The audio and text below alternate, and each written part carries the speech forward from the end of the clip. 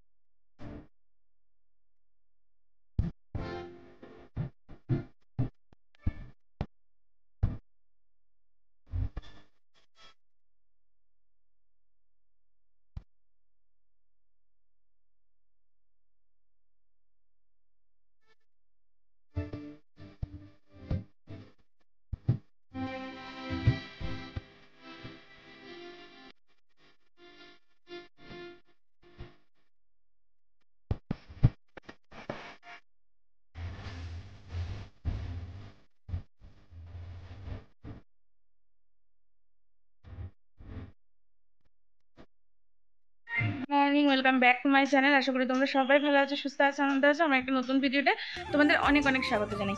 তো দেখতেই পেলে আর সকাল থেকে ব্লগটা শুরু করতে পারিনি, আর ভেবেছিলাম আজকের ব্লগটা খুব স্পেশাল হবে। বাট আমার প্রথমত অ্যামাজন থেকে যে ড্রেসটা নিয়েছিলাম, তোমরা আগের ব্লগে দেখেছো, সেটা সাইজে বড় হয়েছে। অ্যাকচুয়ালি আমার ছেলের লাগে 24 সাইজ, আর এসছে হলো 26 সাইজ। তো অনেকটাই বড়, তার মধ্যে ও কিছুতেই পড়তে চায়নি, আর তারও মধ্যে ওয়েদার খারাপ।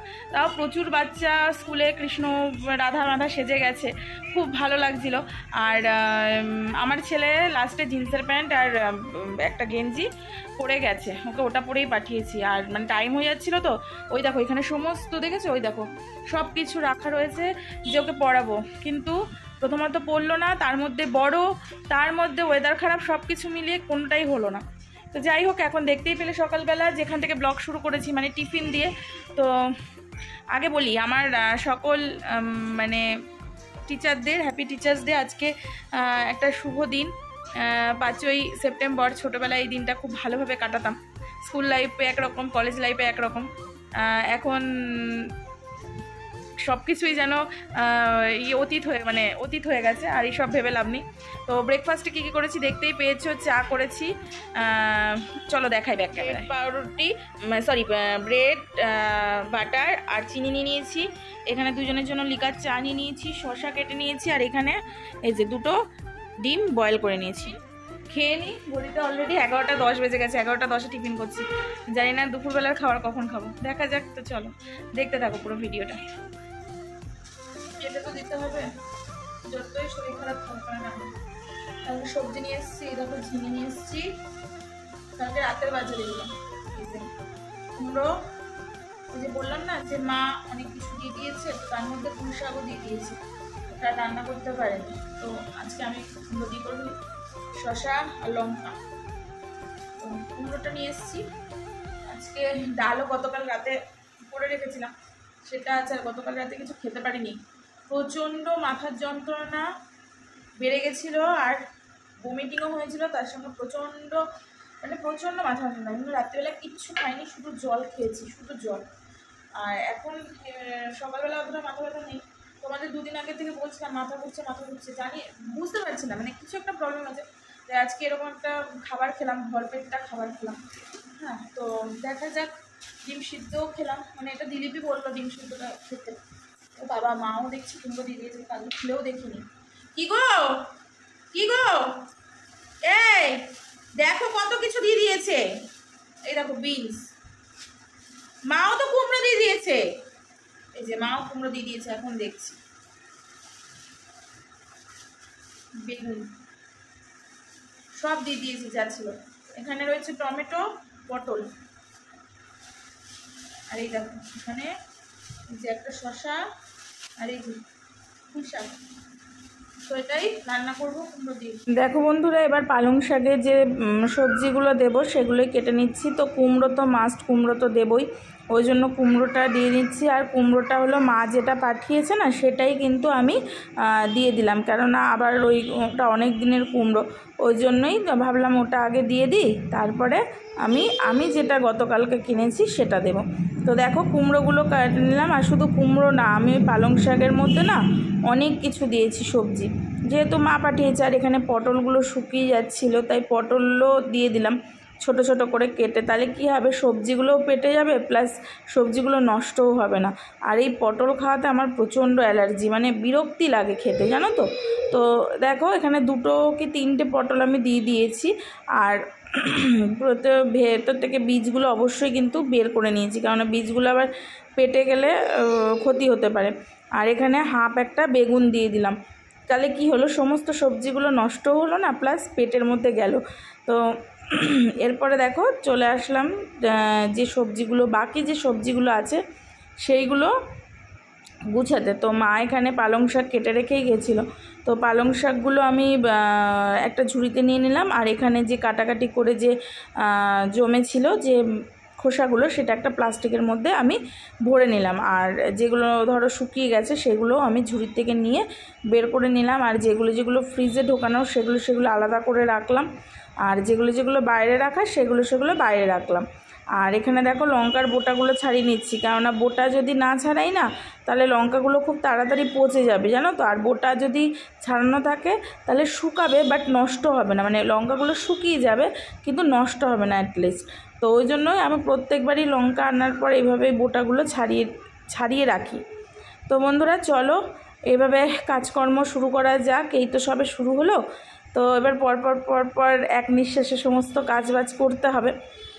তো চলো দেখতে থাকো, আশা করি পুরো ভিডিওটা তোমাদের অনেক অনেক অনেক ভালো লাগবে। সাথে থাকো আর দেখতে থাকো।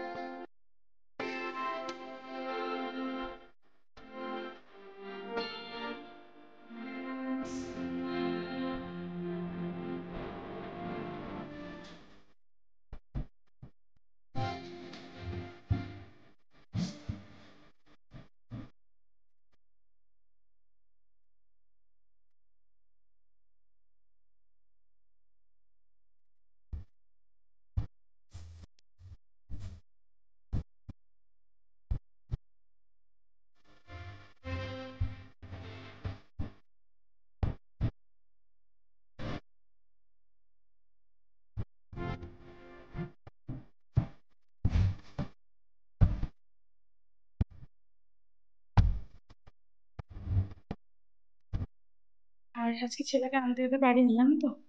আজকে আমার হাজব্যান্ডকে পাঠিয়েছি। দেখছি ছেলে এসছে নাকি। ওই এসছে মনে হয়। চলো দেখাই ওর ন্যাকামোটা, সে কীভাবে আসে। আজকে জানি না, যদি কিছু কিনে দেয় তাহলে অবশ্যই তাড়াতাড়ি চলে আসবে, আর যদি কিছু না কিনে দেয় তাহলেই হয়েছে, ঢুকতেই চাইবে না। চলো দেখ, এখন আসেনি। এবার আমি চান করতে যাই। আর এই দেখো, সেদিনকে যেই জামা কাপড়গুলো মেলে দিয়েছিলাম সব শুকিয়ে গেছে, মানে কালকেই শুকিয়ে গেছে, তাও এরকমই অবস্থা রেখেছি। আর প্রচুর জামা কাপড় জমেছে, সেগুলো আবার কাচতে হবে, মানে ওয়াশিং মেশিনে দেবো। আর এইদিকে শুধু আলো আর আলো, ওয়াশিং মেশিনে দেবো, কিন্তু আর দেওয়া হচ্ছে না। যাই হোক, 2 দিন ছেলের ছুটি পেয়েছি, মানে হলো তোমার বুধ বৃহস্পতি 2 দিন, একদিন জন্মাষ্টমী আর একদিন আজকে টিচার্স ডেটা উপলক্ষে কালকের দিনটা ছুটি। তো এই 2 দিন ছুটি। তো ওই জন্যই কাল পরশুই কাছাকাছি করবো, মানে কাছাকাছি মেশিনে দিয়ে দেবো। আজকে আর কিছু করবো না, এবার চানে যাই। ওরা আস্তে আস্তে যদি স্নান পুজোটা করে ফেলতে পারি তাহলে অনেকটা কাজ এগিয়ে যাবে। তো চলো, এখন আর আসছি না, আবার দেখা হচ্ছে পরে তোমাদের সঙ্গে, ঠিক আছে? তো বন্ধুরা, অনেক দিন পর আজকে ইচ্ছা হলো রায়তা করার। তো হাজবেন্ডকে বলেছিলাম যে দুধ যেহেতু রয়েছে সেহেতু একটুখানি টক দই নিয়ে এসো। তো ও ওই জন্যে 1 প্যাকেট মতো টক দই নিয়ে এসছে। আর টক দই আমি না বাড়িতে পাততেও পারি, কিন্তু ওই যে আলি সেদ্ধতে আর পাতা হয় না। তো ভাবছি আবার টক দইটা পাতবো, যেহেতু ও নিয়ে এসছে। তো এখানে আমি রায়তা বানিয়ে নিয়েছি, আর রায়তাটার মধ্যে একটু চিনি না হলে কি ভালো লাগে বলো? ওই জন্য চিনি দিয়ে দিচ্ছি, কেননা এটা আমাদের জাস্ট টেস্টের খাবার। আর একটু ঝুরি ভাজা নিয়ে নিচ্ছি, যদি কোনো ফল থাকতো ভালো হতো। আবার চলে আসলাম বিকালবেলা, আর মুখটা দেখো কেমন লাগছে, ফেটা শুকনো মাথায়। গতকালকে প্রচণ্ড পরিমাণে তেল দিয়েছিলাম। গতকালকে দেখেছিলে মাথা প্রচণ্ড যন্ত্রণা করছিল, ওই জন্য মাথায় তেল দিয়েছিলাম। আজকে ওই জন্য আর শ্যাম্পু করিনি, আবার কালকে করবো। তো সিঁদুরটা পরবো বিকালবেলা, মানে সন্ধে হয়ে গেছে, বিকেল না, এখন অনেকটাই বেজে গেছে ঘড়িতে।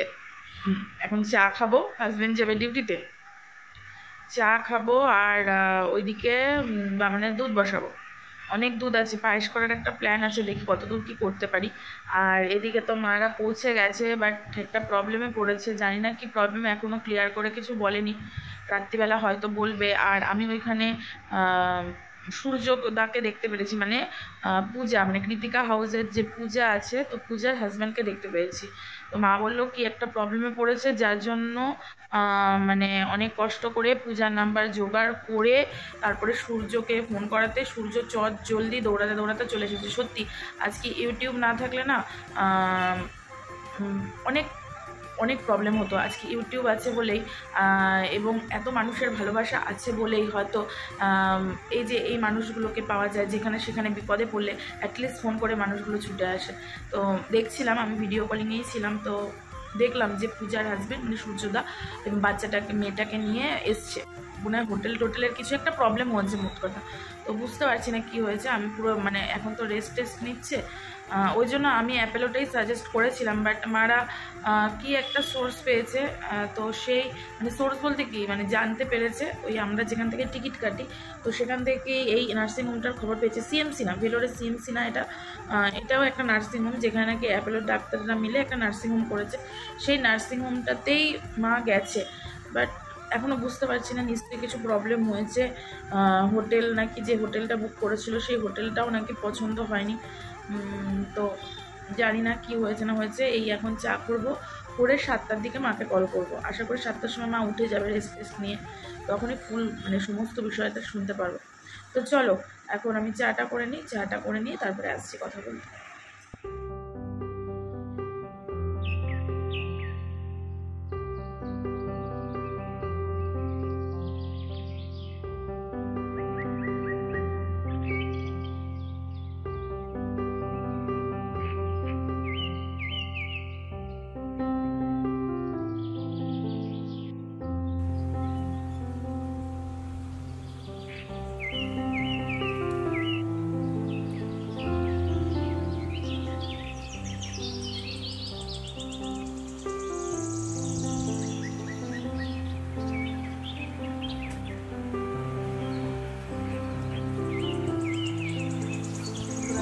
কৌটো খুলে কিভাবে নিমকি খাচ্ছে, একটা খাচ্ছে, তুলছে অনেকগুলো।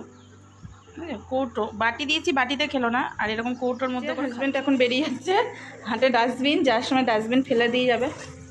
আমাদের এখানে এখনও পৌরসভা থেকে গাড়ি চালু হয়নি, তাই এরকমভাবেই ফেলতে হয়। তো এই যে লাইটটা জ্বালাও।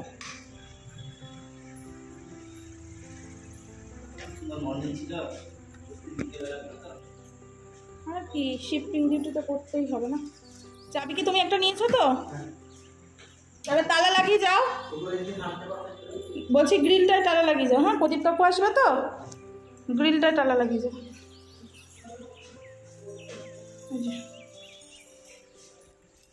চলে গেল। আর ঘরে ভেবেছিলাম আজকে যে পায়েস করবো, অনেকটা দুধই রয়েছে যেহেতু, কিন্তু পায়েসটা করতে পারলাম না, কেননা ইয়ে নেই, মানে আতপ চাল নেই, গোবিন্দভোগ আতপ চাল। তো গোবিন্দভোগ আতপ চাল ও আনলে তবেই করতে পারবো, না হলে ওটা ছানা কাটিয়ে তোমার পনির করতে পারি। যাই হোক, কিছু একটা করবো, ফেলবো না। আর মায়ের অপারেশনের ডেট দিয়ে দিয়েছে কালকে, মানে আমি এই ভিডিওটা যেহেতু কালকে যাবে, মানে আজকে অপারেশন অলরেডি এই টাইমে হয়ে গেছে, বা ওটিতে ঢুকিয়ে দিয়েছে হয়তো, 7টায় তো টাইম দিয়েছে। তো দেখা যাক। শোনার পর থেকে প্রচণ্ড বুকটা ধরপড় করছে, কারণ এই ফার্স্ট টাইম মায়ের অপারেশনের সময়, মানে মায়ের যে কোনো অপারেশন বলো, মায়ের তো এর আগে গলব্লাডার স্টোন অপারেশন হয়েছে, যে কোনো প্রবলেম বলো আমি মায়ের সাথে ছিলাম। তো এই ফার্স্ট টাইম আমি মায়ের সাথে নেই। প্রচণ্ড মানে ভেবেছিলাম টেনশন করব না, বাট কি জানি কেন প্রচণ্ড টেনশন হচ্ছে, মায়ের কাছে থাকতে পারছি না। যাই হোক, মানে মায়ের কাছে নেই। যাই হোক, সবাই প্রে করো যাতে সমস্ত কিছু সুস্থ হয়, কারণ আমি তো খুব জোর করে পাঠিয়েছি ওখানে, যেন সব কিছু ঠিকঠাকভাবে মা আবার আগের ফর্মে ফিরে আসতে পারে। মানে তোমাদের কারুর দেবশ্রী আন্টি, কারুর দেবশ্রী দিদি, সবাই প্লিজ প্রে করো, ঠিক আছে? মা যেন আগের রূপে আবার আসতে পারে। আর আমার সেরকম কোনো বেস্ট ফ্রেন্ড নেই, বাট আমার মা আমার বেস্ট ফ্রেন্ড। তারপরে তো হাজব্যান্ড আছেই, বাট আমার ছোটোবেলা থেকে আমার মা আমার বেস্ট ফ্রেন্ড। তো খুব টেনশন হচ্ছে। মা আমাকে বলছিল ফোন করে যে চলে হয় না ফ্লাইটে করে কালকে, কিন্তু পসিবল না ফ্লাইটে করে যাওয়া। আর সবথেকে বড় কথা, কি করে মানে এরকম মা অ্যাকচুয়ালি আর কি মারছিল, ওইভাবে তো আর যাওয়া যায় না, হুট করে ফ্লাইটে করে টিকিট কাটতে হয়। যাই হোক, আর হুট করে যাওয়া, যাই হোক, মাও বলছিল চলে আই, আর কি মেরেই বলছিল চলে। যাই হোক বন্ধুরা, ব্লগটা ভেবেছিলাম কন্টিনিউ করবো, বাট আর কন্টিনিউ করতে পারছি না। মায়ের সঙ্গে কথা বলবো। আর এখন মায়ের ওখানে পূজা ঢুকেছে, মানে তোমাদের কৃতিকা হাউসের পূজা, ওরাই হোটেল সমস্ত কিছু ঠিক করে দিয়েছে। কেননা মা এখান থেকে যে হোটেলটা বুক করে গেছিলো, সেই হোটেলটা যে পরিবেশটা ছিল আশেপাশের, প্লাস সেই হোটেলটা ভালো ছিল না। ওই জন্য আপাতত মানে সূর্য দা, মানে পূজার যে হাজব্যান্ড, সে সমস্ত কিছু একটা হোটেল ঠিক করে দিয়েছে। কালকে হয়তো সেই হোটেলটাও চেঞ্জ করে আর একটা হোটেলে শিফট করবে। এবার কিছুই তো জানে না, মানে এটা তো ভেলোর গেছে না, তো মা কিছুই জানে না। চেন্নাই যেমন সব কিছু নখদর্পণে, বাট ভেলোরের কোনো কিছুই মা চেনে না। তো ওই জন্যই ওরা খুব হেল্প করছে, প্রচণ্ড হেল্প করছে। বিশেষ করে পূজা এবং সূর্যদা প্রচণ্ড পরিমাণে হেল্প করছে বাচ্চাটাকে নিয়ে। এই এখন এসছে, আমি ভিডিও কলিং করেছিলাম, ওরা এসছে। তো ওরা চলে যাওয়ার পর আবার আমি কল করব। আর ওই এখানে কোথায় কি আছে খাওয়া দাওয়ারের ব্যাপারটা জোম্যাটোতে, কেননা মায়ের অপারেশন হবে আর বাবা পক্ষে সম্ভব না রান্নাবান্না করে দেওয়া, তো সমস্ত কিছু শিখিয়ে যাবে যে কোথায় কি কোন রেস্টুরেন্টটা ভালো, কেননা মা কিছুই জানে না। তো জোম্যাটোতে এই সমস্ত অ্যাপ ট্যাপ সব কিছু করে মোট কথা মাকে বুঝিয়ে যাবে, মা বাবা দুজনকেই। ওই জন্যই এসছে ওরা। তো জানি না বন্ধুরা, মানে এটা একটা বিশাল পাওনা ইউটিউবের, মানে এত ভালোবাসা সত্যি আমার মা যে পাবে, হ্যাঁ সত্যি মানে এটা অকল্পনীয়। আজকে মা একটা বিপদে পড়েছিল এবং সাথে সাথে ফোন করাতে ও যে এইভাবে ছুটে আসবে, মানে পূজার হাজব্যান্ড যে, মানে কৃতিকা হাউসের পূজার হাজব্যান্ড যে এইভাবে ছুটে আসবে এবং এত সাহায্য করবে, সত্যি এটা ইউটিউব না থাকলে বা ইউটিউবে না থাকলে বোঝা যেত না বা জানা যেত না। দেখো আমাদের কিন্তু এখানে রক্তের সম্পর্কের কেউ না, যে জাস্ট ভিডিও টু ভিডিও মারফত কিন্তু আমাদের আলাপ। তো আমি পূজার ভিডিও অতটা দেখতাম না, ফেসবুকে আসতো, ফলো করা আছে, ওখানে টুকটাক দেখতাম। তো যাই হোক, মানে ইউটিউব বলে না ইউটিউব একটা ফ্যামিলি, সত্যি ইউটিউব একটা ফ্যামিলি। যদি সেই মানে বন্ডিংটা যদি তোমরা ধরে রাখতে পারো ইউটিউবের প্রত্যেকটা, ঠিক আছে, এদের সঙ্গে যদি ভালোবাসার বন্ডিংটা ধরে রাখতে পারো না, তাহলে অবশ্যই সত্যি এটা একটা ফ্যামিলি। জানো তো, আমাদের এটা একটা ফ্যামিলি, এটা আমাদের একটা শক্তি। তো চলো বন্ধুরা, অনেক কিছু বলে ফেললাম। ভিডিওটা প্রথম থেকে দেখো, ভালো লাগলে অবশ্যই লাইক কমেন্ট শেয়ার করে দিও, সাপোর্ট করো তোমাদের ভালোবাসা দিয়ে। আর আরও ভালো লাগলে প্লিজ চ্যানেলটা ছেড়ে যাওয়ার আগে সাবস্ক্রাইব করে দিয়ে পাশে থেকো। চলো আজকের মতো টাটা, দেখা হচ্ছে নেক্সট ভিডিওতে। জানি না কালকে কতটুকু ভিডিও করতে পারবো, বাট তাও চেষ্টা করবো।